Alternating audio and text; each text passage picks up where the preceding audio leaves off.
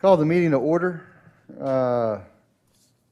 Ms. Watkins, would you please call the roll? Welcome to the Planning Commission meeting, Ms. Watkins. Thank you, Dr. Miller. Dr. Miller? Here. Ms. O'Connor? Here. Ms. Honeycutt? Here. Ms. Johnson? Here. Mr. Davenport? Here. Mr. Patterson? Mr. Crute? Okay, thank you very much. Again, Ms. Watkins, welcome to the Farmville Planning Commission. We're thrilled to have you with us, and we look forward to collaborating with you. As everyone's already kind of seemed to manage, please hit your the red lights when you're speaking. We'll have people joining us online, and they need to be able to hear what we're saying.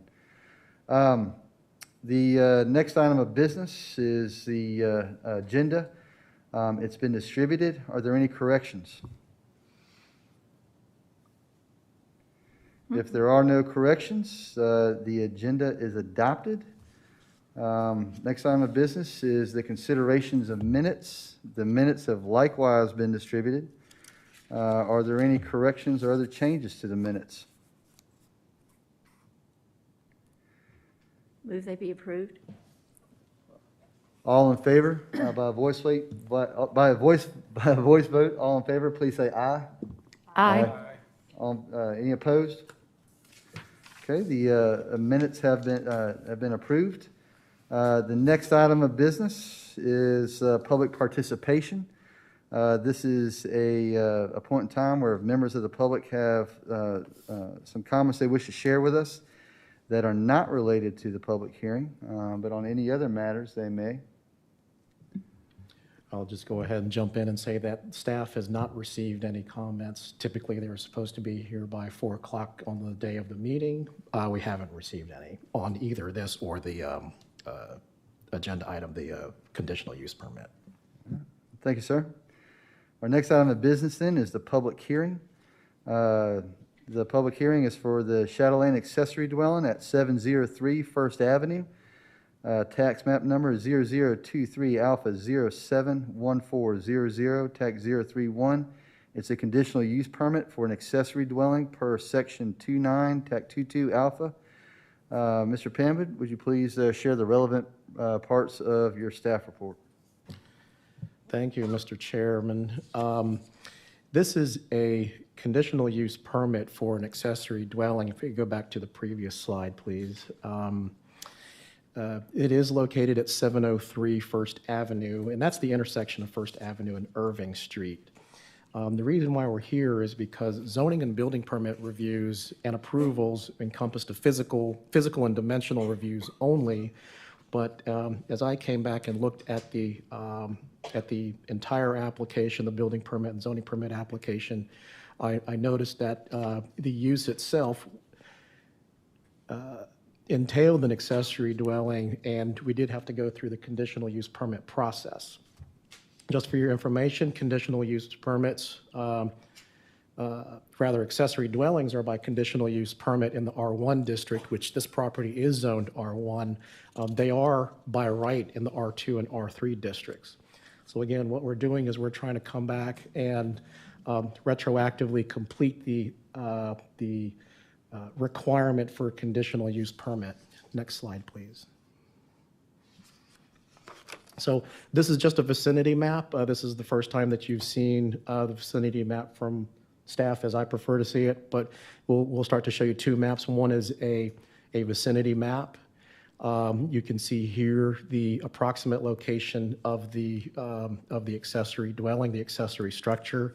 And again, just for your information, we did provide the adjacent property owner notice and the newspaper notices on time. What you see here on the map in red are the immediately adjacent properties that we did provide notice to. Slide, please.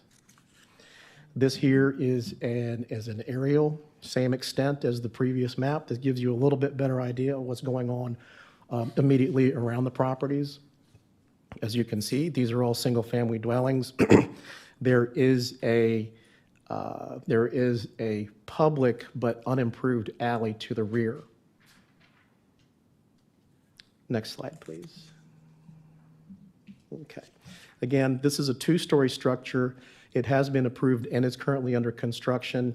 As I just mentioned in the previous slide, all the adjacent land uses are single-family dwellings. All the immediately adjacent zoning is R1.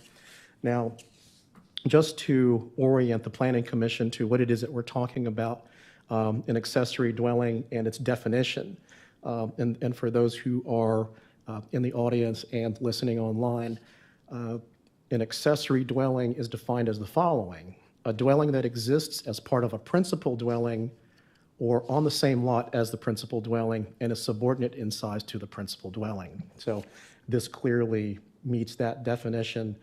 As you read in your staff report, while the shadow lanes intend for this to be for relatives, the definition does not make that distinction between relations and non-relations. So an accessory dwelling is an accessory dwelling regardless of who's going to be in there. Next slide, please. What you have here are some images that were taken January 13th. And again, this shows the building under construction. It has progressed in construction since these pictures were taken, but it gives you an idea of what's going on out there on site. Next slide, please.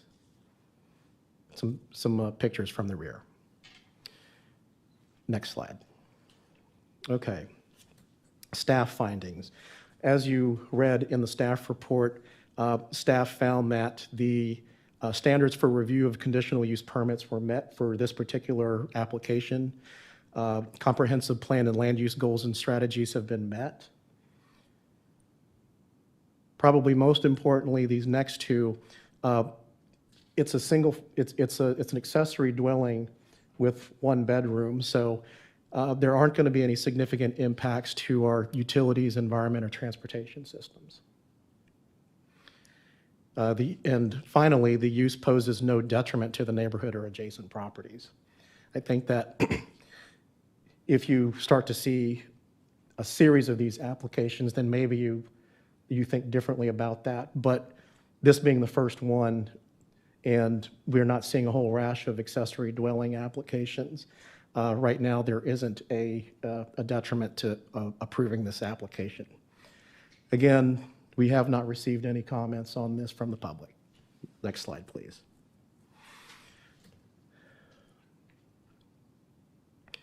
So the staff recommendation is for approval, and it is approval with 4 conditions. I did run these conditions by the applicants, and there were no comments in response. And I'll just go ahead and read those into the record. So condition number 1, this conditional use permit runs with the land and shall apply only to the approximately 13,769 square feet listed on the deed, which was included in your staff report and referenced in the staff report.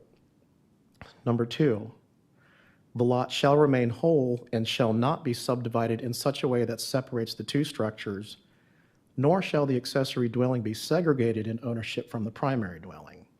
So essentially, it has to be with the dwelling forever. Number 3, the accessory dwelling unit must use the same street address and mailbox as the primary dwelling. The purpose of this condition is to ensure that it won't be, again, split off from the primary dwelling. And number 4, any curb cuts required to access the site or structure shall comply with town standards as specified by the Department of Public Works and shall be installed at the applicant's expense. So with that, that concludes staff's presentation and staff's report. I'm available for any questions, and we also have Mark and Bonnie here to answer your questions as well. So I guess now would be the time where you would open up the public hearing and move forward with that. But before we do that, are there any questions or for clarification from Mr. Pambit about what he just reported on?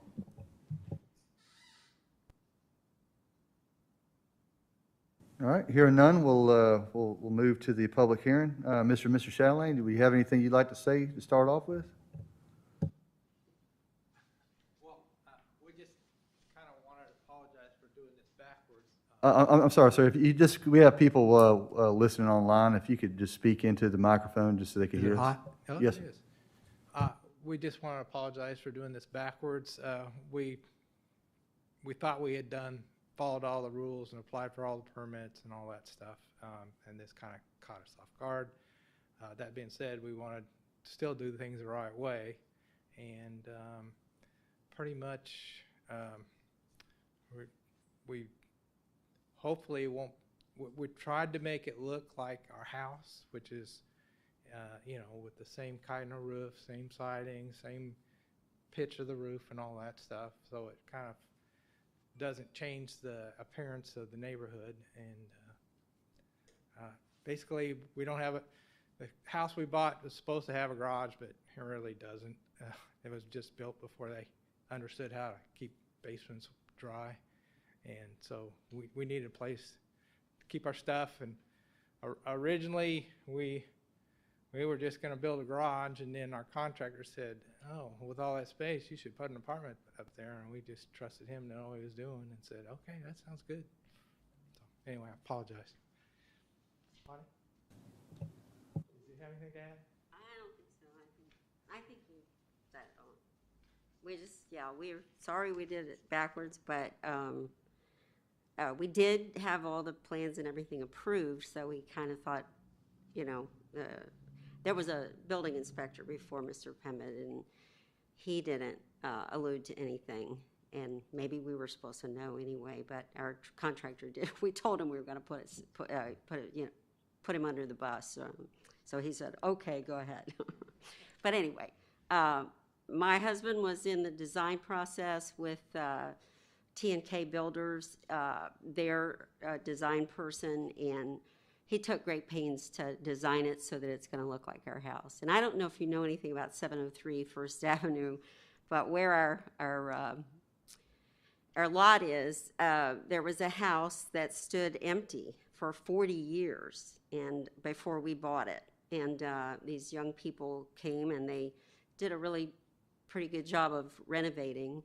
And so people were always complimenting us, like, oh, you put in a walkway, you put in a new, column. So we have gotten positive response, even on the garage. But so far, I don't know of any negatives. But that's it. Do you have any questions for us? No, ma'am. Thank you very much. I appreciate it. Thank you all for coming. Mr. Pemet, was there anyone else signed up to speak? No, sir. Do I hear a motion to close the public hearing? So moved. Do I have a second? Second. By voice acclamation, all those in favor of closing the public hearing, please say aye. Aye. Any opposed?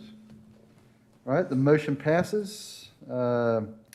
We will next move on to, we'll try something a little bit different this evening and go ahead and proceed directly into deliberation on the conditional use permit request for the Chatelain accessory dwelling at 703 First Avenue. Anyone have any thoughts or questions they'd like to bring up? Ms. Honeycutt? I have a problem with approving this because of the precedent that it will possibly provide. And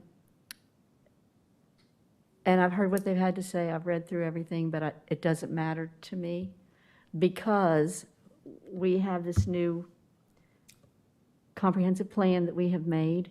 We painstakingly worked on this. I think everybody worked in good faith, but my neighbor could come, well, not you, another neighbor could come in and claim we didn't know. Well, their builder's been here forever. And I think it just sets a terrible precedent of somebody coming with the same situation that, hey, I didn't know. And they build a building, they build whatever they want to build, and then, oh my, I just found out we have to have this, we have to have that. So I think it sets a terrible precedent, and I have had people, two people, that have just mentioned it. I was telling our director here that it was not a comment that was a terribly negative comment. It was just, how do they get to do that? And we don't. So I will vote no. So just for clarification, just to make sure I'm hearing you right and other folks are hearing you right, your objection isn't so much per se to the Shadow Lines proposal or the building as it is. It's just you're objecting, or you're concerned primarily about the fact that this snafu could happen again, where people break ground and then come to the planning commission. Yes, the process and the fact that it could set a precedent, and I don't want that to happen, Okay. because anyone else can do the same thing and claim the same excuses, even though I don't think anything was done intentionally. It's going to happen again. It happened at Riverside. Well, it was kind of concerning, even though, I give y'all the benefit of the doubt and, taking good faith, y'all thought all the I's were dotted and T's were crossed, when you brought the paperwork forward. But I do share your concern that this is something that could happen again. Mr. Pambic, would you care to brief the Planning Commission on some discussions you and I have had, not privately, but just kind of individually on the steps you're taking to make sure it doesn't happen again, just so this might assuage your anxieties, or just kind of brief the rest of the Planning Commission? Sure. Thank you, Mr. Chairman. So just in defense of the applicants, they did what they were supposed to do. In this instance, quite frankly, it was an oversight by the staff.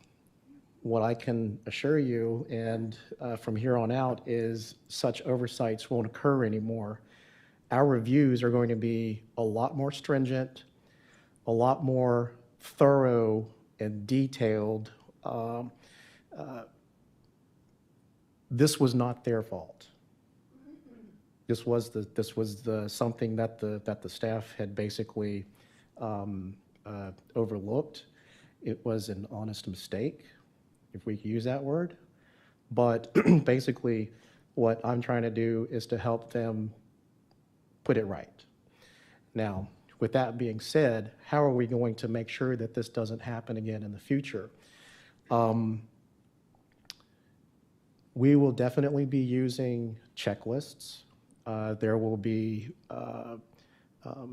quality control, especially on my part, in terms of looking behind everyone else's reviews, not specifically from a code standpoint, but just from a general standpoint, to make sure that these, that we are checking the zoning ordinance. And I think that we can also chalk this one up to it being essentially a new zoning ordinance. Yes, it had been in place for a year, but as I've been mentioning to people, with new staff and a new ordinance, a new comprehensive plan, come new processes. What we are going to do is to pay much stricter attention, and starting from the very basic, number one, what is it that they want to do, and also paying attention to the plans. We will be expecting and requiring much better information from applicants and from contractors. Everything from as simple as, if we look at an application and they didn't sign it, if we look at an application and if they're leaving lines blank, we're going to kick it out and say, hey, complete this, because we need to know. But from a land use perspective, this fits. If the issue is, we think that this is going to set a precedent because of an oversight from the town, this is something that, in my opinion, we need to help make right. Ms. Honeycutt, does that assuage your anxieties? I appreciate what you said, and I understand that, and I figured that was the situation, but it won't change my vote. I feel that the builder has been here long enough, and he knows what to do, even if there was a glitch. I blame him in part, and I'm just worried. I feel for the people that did have to do it the right way and maybe didn't get approval because of some kind of situation. I mean, has that, I don't know if they were required to come to us before we passed the most recent zoning ordinance, but I don't think that anyone's ever been denied for something like this as long as I've been on the planning commission, unless I'm forgetting something. Can I just add, I think it's important what Ms. Honeycutt brought up to add to the record of this, because it is important that this can't set a precedent. That said, I could read between the lines when I first got the staff report a week and a half ago. This did appear to be an oversight from the permit, and this, because they had already gone through the permit process and the building was under construction, you could see that somebody would have brought up that this needed to go through the proper planning commission, and it didn't happen. And that's what I think Mr. Pambit was trying to say. So to keep it short, I think we were fortunate to have something that when I drove by the property, it fits the house. It looks like the neighborhood. It honestly is this is something that's positive for that area. I know what the house looked like 4 years ago. And I was astonished when I drove by and the pictures are even further along than they were. And I went, wow, this does look really nice. So that said, I think in my mind, we were fortunate to have a second review and it be something that we're like, you got to stop construction right now because this may have an impact. You got neighbors showing up that have a problem. So that's my take on it.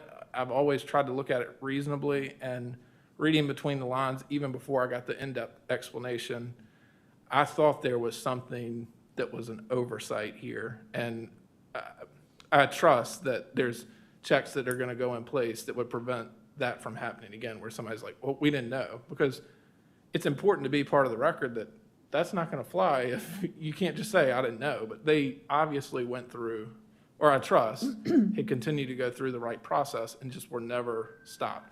Yes, there is a bit of concern. The contractor may have brought it up. He's been in the area, or they've been in the area. But that aside, we're in a fortunate situation. That's my take on it. And I agree with everything everybody said, but I can't vote on it because we have voted other things down because of a precedent.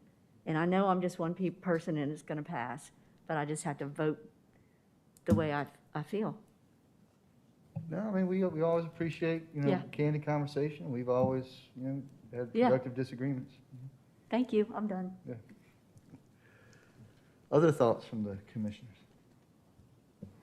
I will just go ahead and say one last piece as well, not specifically with regards to this application, but all discretionary applications that come before the Planning Commission and the governing body, in this case the Town Council, is that we decide each application based on its merits and the facts of the case. And in this case, all of our land use documents, the zoning ordinance enables them to apply for a conditional use permit.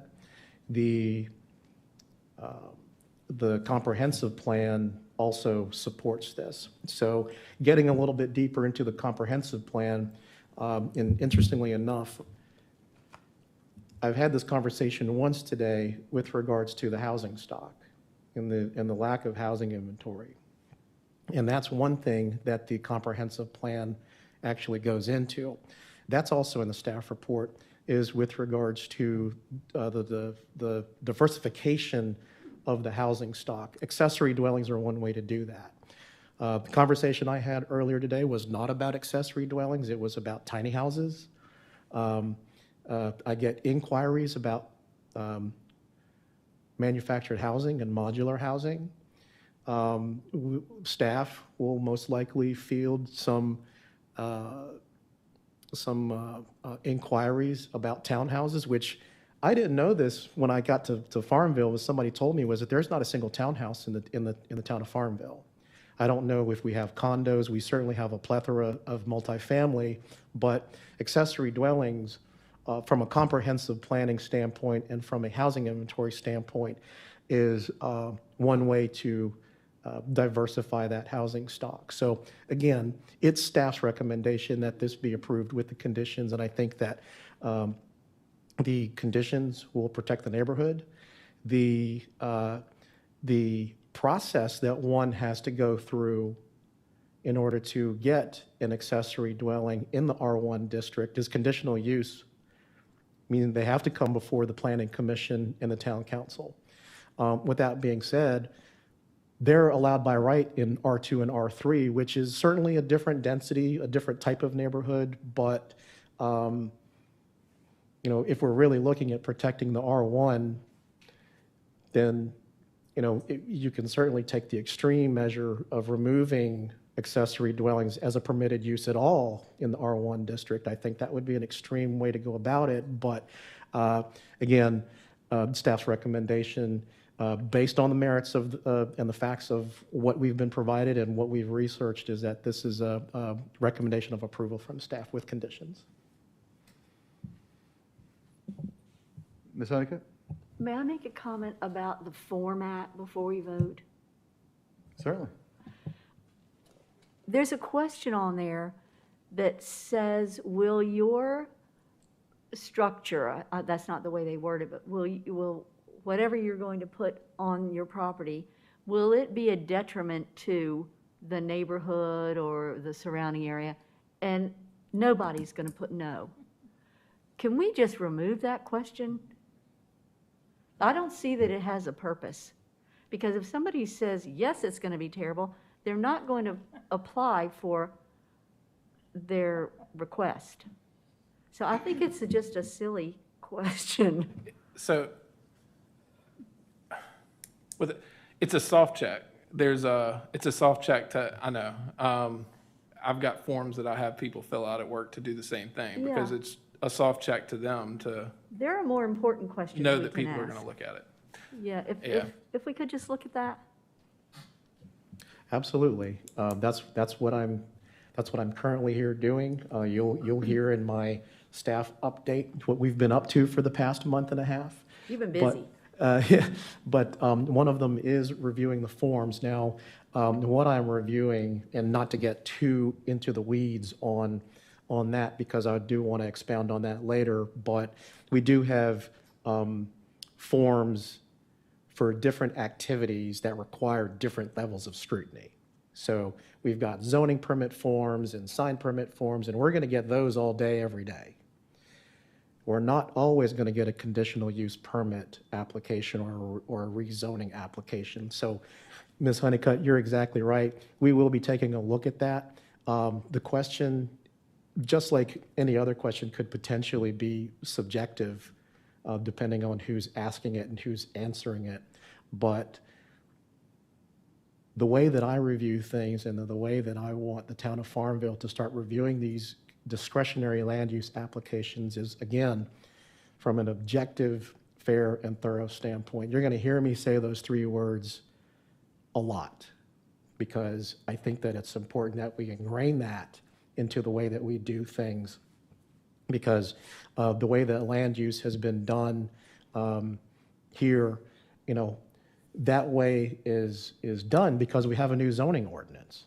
So again, with the new zoning ordinance, there are new requirements, new policies, and then we have new people who are in place with a different level, shall we say, of expertise in the review of plans, the review of applications, And again, all I can say is that we're going to be doing that very objectively from now on.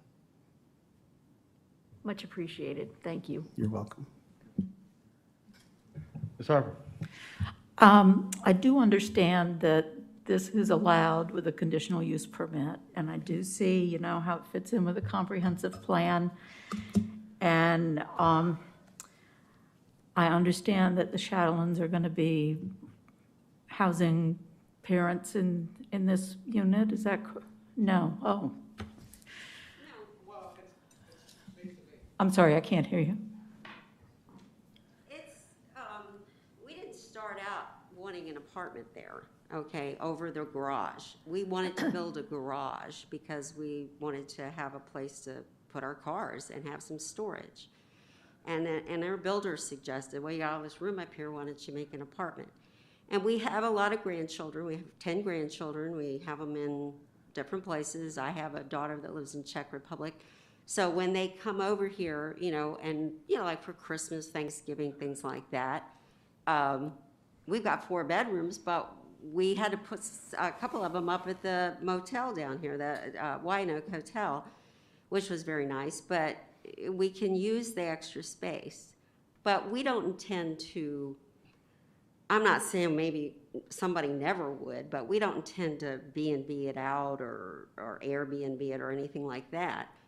We might have some friends that come in town since we moved all the way down here to Farmville.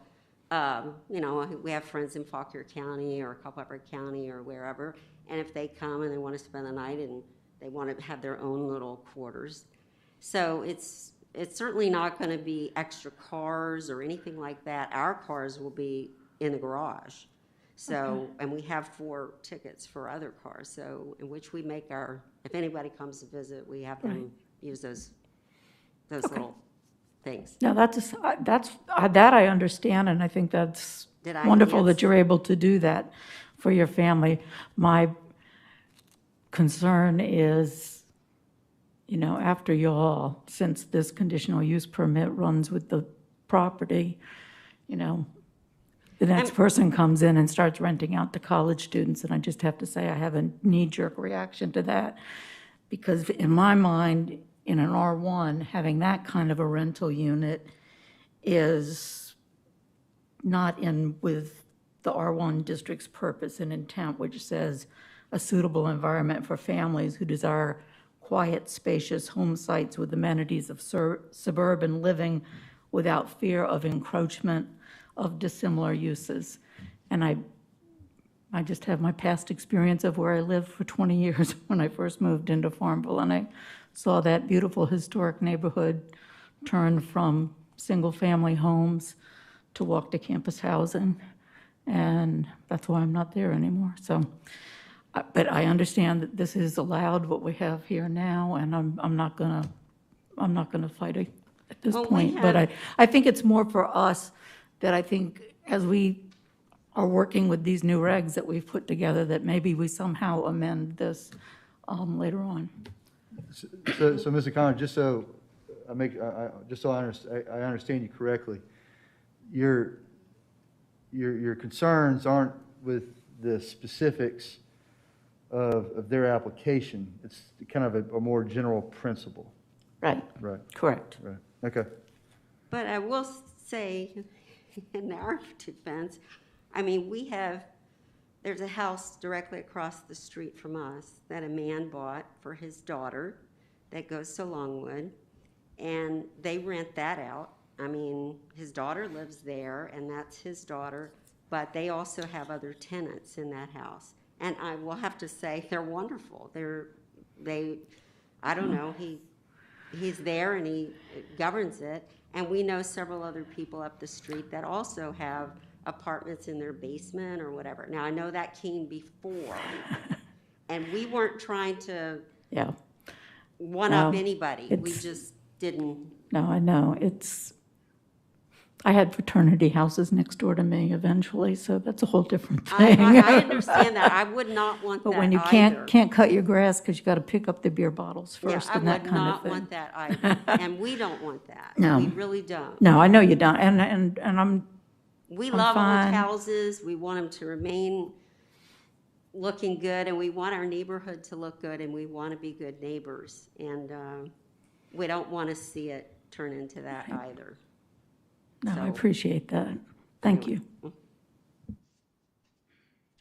I think this is, something that we need to have a conversation about. And I think we're creating opportunities for ourselves as a planning commission to have a broader conversation about such things, but also balancing such things, as Mr. Pam had said, where our comprehensive plan and zoning ordinance, are designed to encourage a variety of properties. I mean, again, I don't want to kind of argue the point, because we're focused on a specific application here.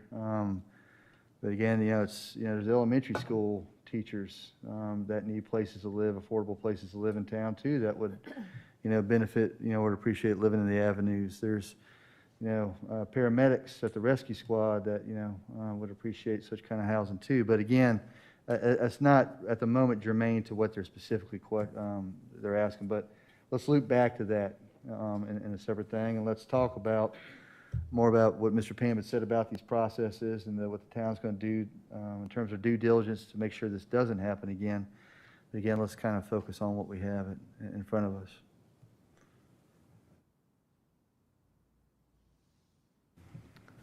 Speaking of which, do I hear a motion on a recommendation on council on whether or not we should approve this conditional use permit? I would make the motion to recommend to council to approve the conditional permit for the accessory dwelling at 703 First Avenue with the 4 conditions that were mentioned in the record by Mr. Hammond earlier. Mr. Pam, is it okay if we go with that, or do the actual conditions need to be read aloud again? I think you're fine right now. Yeah, you're fine. Do I have a second? I second. Is there any further discussion, any further debate?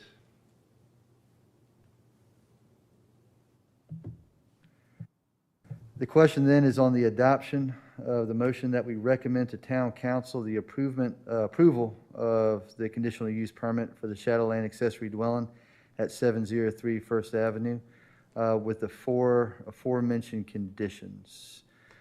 Ms. Watkins, would you please do a roll call vote? Ms. O'Connor, Yes? Ms. Honeycutt, No?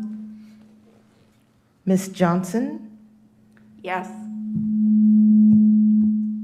Mr. Davenport, Yes.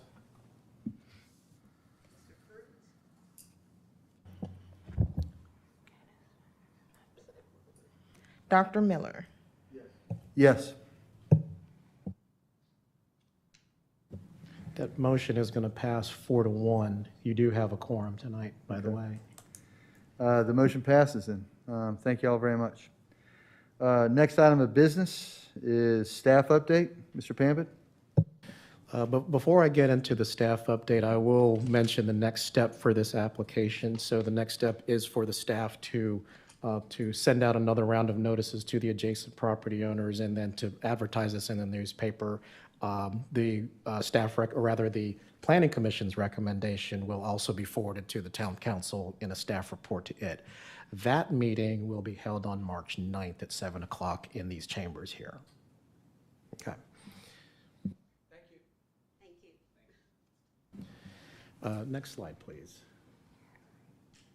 Okay, staff updates. So I'm going to try something a little bit different. You're probably not accustomed to seeing, but these are some of the facts and figures and goings-on that we have presented to the town council in a monthly report. So all the department heads will be providing these reports relevant to their areas of responsibility. As I mentioned, and as Scott, the town manager, has mentioned before, the Department of Community Development is responsible not just for the land use and code administration programs of the town, but now also for the Farmville area bus and the Farmville Regional Airport. So from time to time, I may come to you with some quantitative and qualitative information, some facts and figures, and I'd like to get into the habit of doing that. If you want to see something different, certainly let me know, but this isn't anything different than I present to the town manager, who in turn presents that to the town council from all the department heads. In the month of January, the department approved 7 zoning permits and 8 building permits. As I mentioned in the notes you see here on the screen, we do certainly expect those numbers to increase as the weather gets warmer and nicer for, construction activities and things of that sort. From an everyday citizen standpoint, I've seen a lot of decks come in, patios, permits for that kind of thing come in because they want to enjoy their property before the summer, and they want to have that all ready to go. So those are just some examples of what I would cite in terms of how we expect to see these numbers to increase. For the bus system, the Farmville area bus for FAB, in the month of January, 5,803 riders in total. The drivers drove 13,235 miles for 974 and a half service hours. There were 2 days when the buses did not run. Some facts that you're probably not accustomed to seeing is the amount of fuel that was sold at the airport. But just to go ahead and get that on the record, in the month of January, we did sell 501 gallons of aviation fuel and then 2,494.1 gallons of Jet A, $13,553 in revenue. Next slide, please. So, as I mentioned before, here's some qualitative information. What I spent doing with the staff, and not just in January, but half of December as well. I spent the month with the staff assessing the needs, reviewing the processes that we discussed tonight, revising forms again discussed tonight, and we did that all while conducting regular operations. So we are a little bit, during January, we were actually short-staffed because the building official is only with us for 2 days out of the week. And then, of course, we haven't had an administrative assistant since, I believe it was September. But as I go through our processes and as I go through just the physical office and I see things that need to be changed, or if I'm picking up a report from before, I do want to make sure that we are doing our due diligence and that we are providing, we are making good decisions that are based in fact, that are objective, that are fair, and that we're doing that in a thorough manner. So those assessment activities are going to be going on for, as long as we have a staff. A good staff will be constantly reevaluating itself and reevaluating its environs and the decision-making landscape, in some cases the political landscape. But in terms of how we conduct the day-to-day business administratively, this is something that we're going to be looking at always. I did want to mention that change is incremental. I'm not coming in here trying to implement all of these changes in the first month. I do want to introduce change in an incremental and a positive manner. But one of the things that I do want the Planning Commission and everyone else who might be listening is that we do have a new zoning ordinance and we do have new guiding documents in the comprehensive plan. So in that zoning ordinance, there are new requirements, and with those new requirements, we've got to have a different way of making sure that we're touching all the relevant parts of the zoning ordinance before we approve a permit. Now, one of the things that I do want to say publicly as well, and I've mentioned this to the staff, is I don't like to deny permits. I will hold a permit until I have all the information that I can get that I need in order to complete a review. Only then, if it's absolutely necessary to deny a permit and there's no revisions forthcoming, then we'll deny the permit. But I do want to make sure that we're, again, touching all the relevant parts of the ordinances and all of our other guiding documents before we make a decision. In order to do that in an efficient manner, we're going to do that with checklists. And we're going to make sure that we're indexing our decisions so that we can go back. And if we need to have a conversation about precedents, then we'll be able to, we'll be able to do that research and to not rely on institutional knowledge. I think I mentioned that last month. But again, the changes that we're going to be making are incremental. They will be noticeable and visible, but we do want to do that in a positive manner. Next slide, please. Okay, some other staff updates. As I mentioned last month, Mr. Will Nash, who was the longtime town surveyor, he worked his final day with the town on Friday, January 14th, 2022. And I will say and reiterate again that his expertise that he had basically gathered over his professional career, 28 years with the town, as a matter of fact, it's going to be sorely missed. We are exploring ways to continue to involve him and to retain some of that expertise.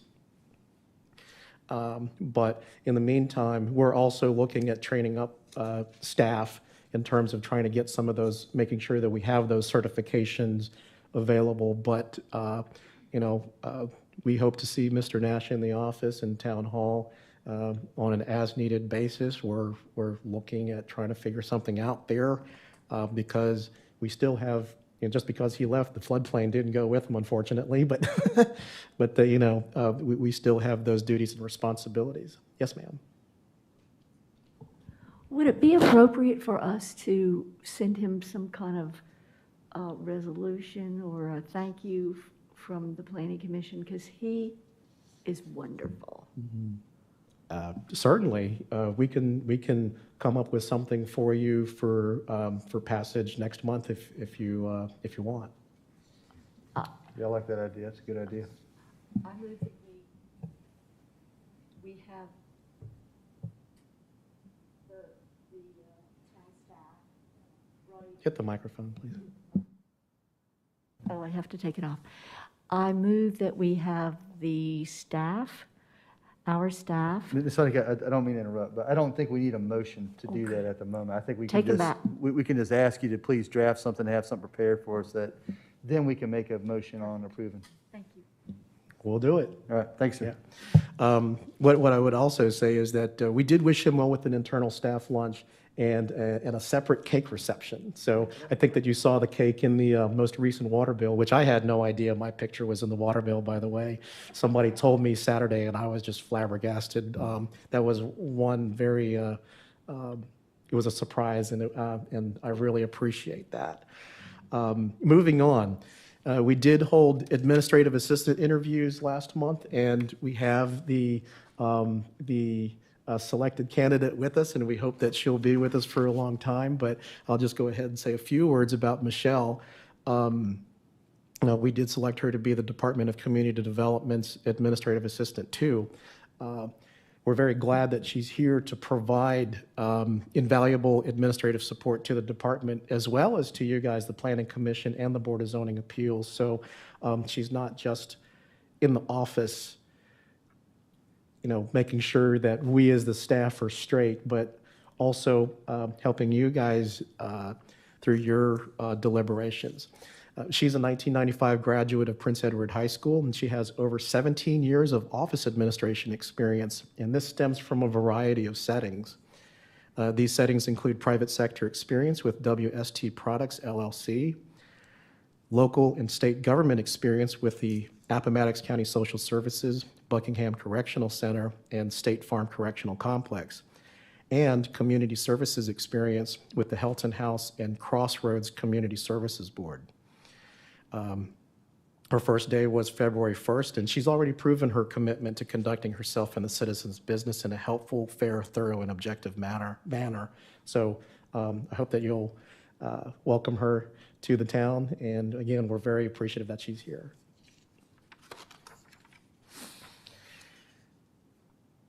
Moving on, again, with some airport news, we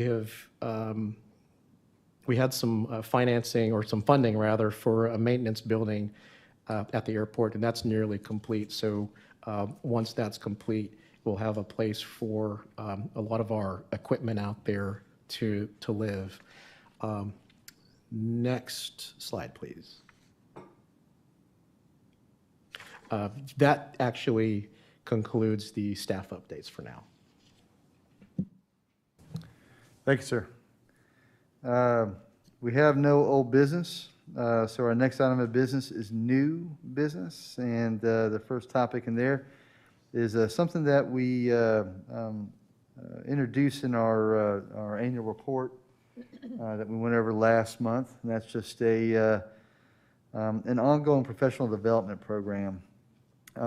Something to, again, not just keep our swords sharp, in between, applications like the one we had today, but also ones that can also hone our skills, increase our knowledge. Again, so we are making decisions based on best practices, based on law, but also in keeping with the vision outlined in the comprehensive plan, and based off of that to kind of reassure and to cultivate the good faith of not just council but the people of the town in our abilities to do so. And so everyone liked that idea last month, and so we figure we come back to it and just use this as an opportunity to brainstorm some potential topics that we could have Mr. Pambid and staff develop for us that we could talk about at meetings, including monthly meetings if we don't have business. We can kind of use that as an opportunity to come back and do this. It sounds like we have one already. That might be the application process. If we can kind of just get a briefing on where that is or what's your goals for it and the rationale behind that, just so we understand what's being done before things come in front of us. So I'll open it up to see if people have ideas.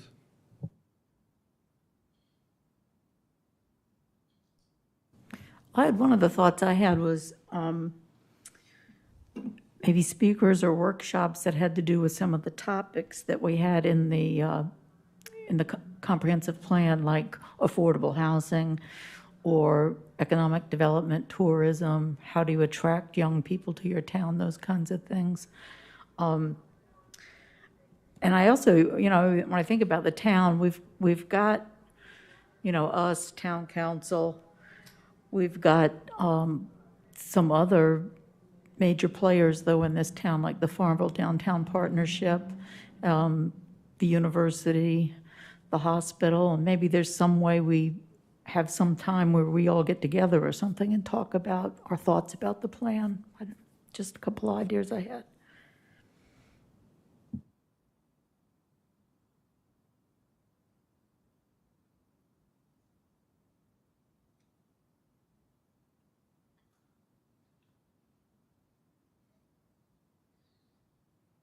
Other ideas, other topics.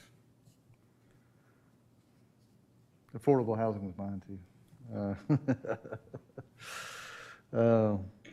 Well, another one I had, and not that this is a problem, but I think it's always something that we should be mindful of is ethics as well. I don't know if there's a quick review that could be done just to remind us of what our responsibilities are and what some of the parameters guidelining us are as well. Yeah, I know that there are a couple of documents that we can draw from with regards to ethics. Certainly, the American Planning Association and the American Institute of Certified Planners has a code of conduct. We can certainly brief you on issues of conflicts of interest, when you would be obligated to remove yourself from a conversation or from a vote. I think that there's a lot out there that we can probably condense in, a brief of some sort. Yeah.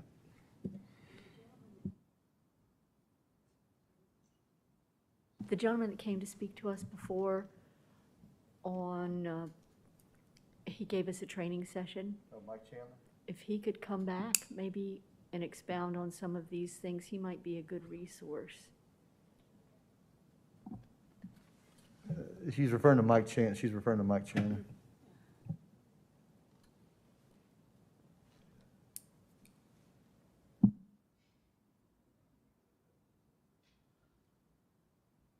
And since, this is the last one I had, but since we also mentioned it in the annual report as one of our goals, just to, for our own situational awareness and, you know, our informational purposes, learning more about the CIP, the town's capital improvement plan. In line with that, would it benefit us to have maybe one annual meeting with the town? So they know what we're doing and,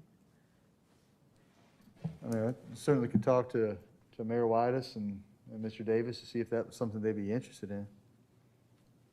It's appropriate, yeah.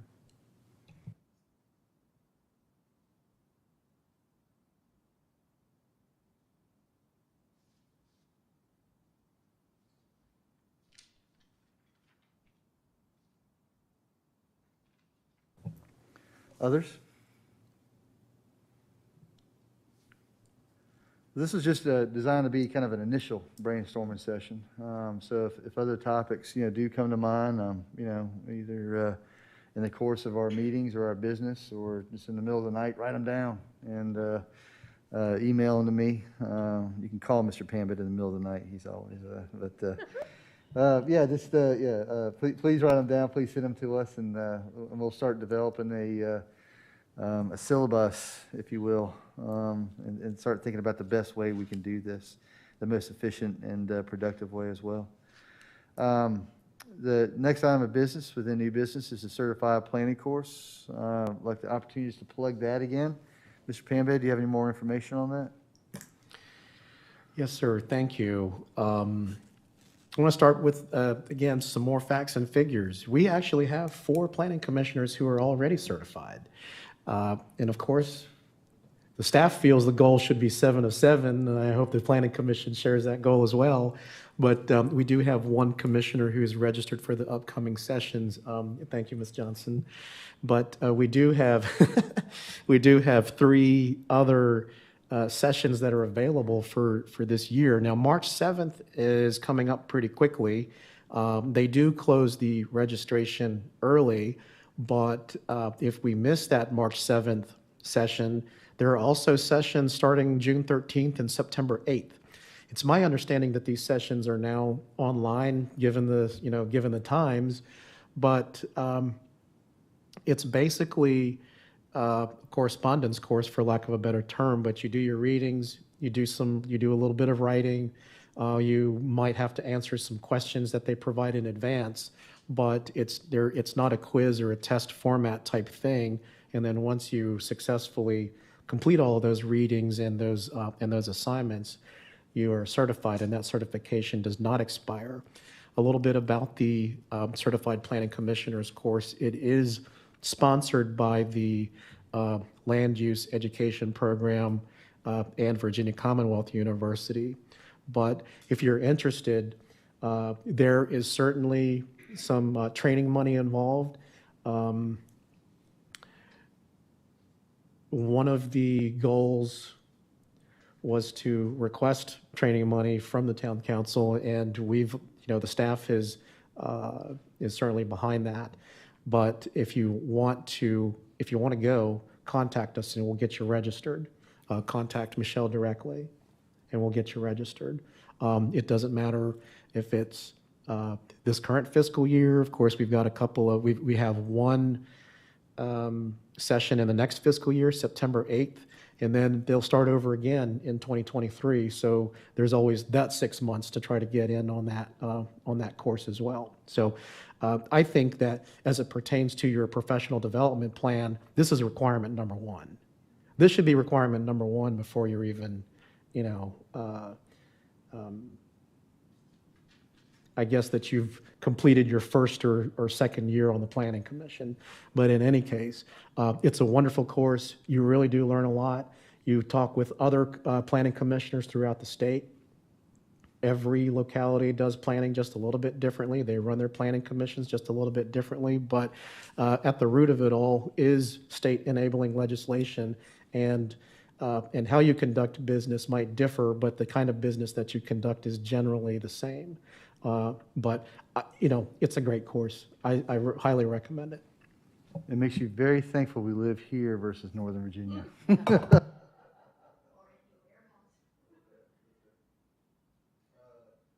Thank you, sir.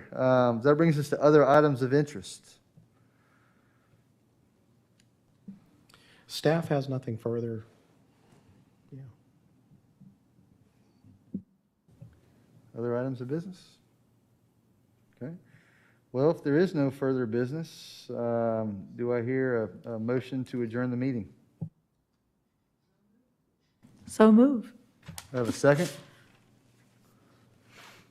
Second. All right. By voice acclamation, all those in favor, please say aye.